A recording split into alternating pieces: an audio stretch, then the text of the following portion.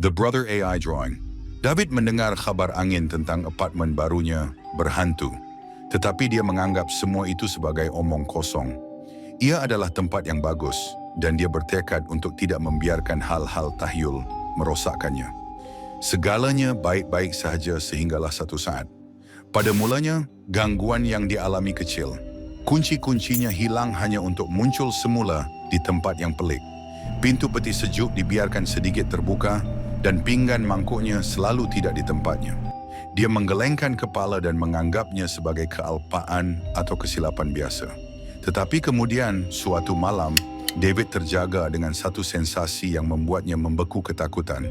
Tilam di sebelahnya berlekuk seolah-olah seseorang baru sahaja duduk. Berat sesuatu yang lain menindihnya, meninggalkan sensasi sejuk yang berlanjutan walaupun selepas dia menyalakan lampu. Bilik itu kosong, namun kesan seseorang duduk di sana tetap ada, dingin dan menekan. Dia cuba untuk tidak mempedulikannya, tetapi gangguan itu semakin teruk. Bisikan lembut yang menakutkan mula berputar di sekeliling apartemennya, datang dari semua sudut, bergabung menjadi hiruk-pikuk, desas-desus yang berlapis-lapis. Suatu petang, David menangkap pergerakan kilat di tepi pandangan matanya. Satu lembaga gelap yang melintas di dalam bilik. Dia memusingkan kepalanya, tetapi lembaga itu hilang. Ia berlaku dengan lebih kerap. Setiap kali figura itu menjadi lebih jelas, meniru setiap gerakannya, seolah-olah mempersendakannya. Kengerian sebenar bermula apabila figura itu menjadi cukup berani untuk berhadapan dengannya. Ia berdiri tepat di depan David, bentuknya tersembunyi dalam kabus kegelapan, mata yang kosong dan hitam. Ia menatap David dengan tatapan yang seolah-olah menembusi jiwa David. Mulut figura itu terbuka dalam satu jeritan senyap, tetapi tidak ada bunyi yang keluar. Hanya perasaan ketakutan yang mutlak dan tidak berhenti. Ia menunjuk kepada David, gerakannya dipenuhi niat jahat. Jeritan senyapnya bergema dalam pikiran David.